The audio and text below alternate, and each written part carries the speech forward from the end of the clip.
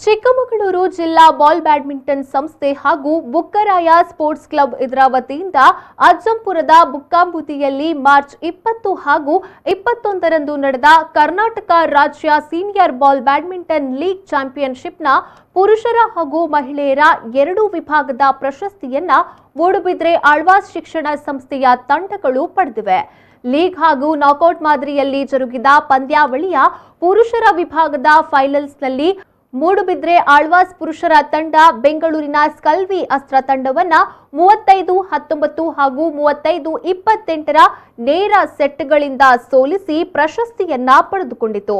ಸ್ಕಲ್ವಿ ಅಸ್ತ್ರ ದ್ವಿತೀಯ ಸ್ಥಾನ, ಹಾಸನಾಂಬ ತೃತೀಯ ಸ್ಥಾನ ಹಾಗೂ ಸಹ್ಯಾದ್ರಿ ಬೆಂಗಳೂರು ತಂಡ ಚತುರ್ಥ ಸ್ಥಾನಗಳನ್ನು ಪಡೆದುಕೊಂಡಿತು. ಮಹಿಳೆಯರ ವಿಭಾಗದ ಫೈನಲ್ಸ್ನಲ್ಲಿ ಆಳ್ವಾಸ್ ಎ ತಂಡ ಆಳ್ವಾಸ್ ಬಿ ತಂಡವನ್ನ 35-31 ಹಾಗೂ 35-18 ನೇರ ಸೆಟ್ಗಳಿಂದ ಸೋಲಿಸಿ ಪ್ರಶಸ್ತಿಯನ್ನ ಪಡೆದುಕೊಂಡಿತು. ಆಳ್ವಾಸ್ ಬಿ ತಂಡ ದ್ವಿತೀಯ ಸ್ಥಾನ, ಮಂಗಳೂರು ಜಿಲ್ಲಾ ತಂಡ ತೃತೀಯ ಹಾಗೂ ರಾಜೇಶ್ವರಿ ಬೆಂಗಳೂರು ತಂಡ ಚತುರ್ಥ ಸ್ಥಾನಗಳನ್ನು ಪಡೆದುಕೊಂಡಿತು.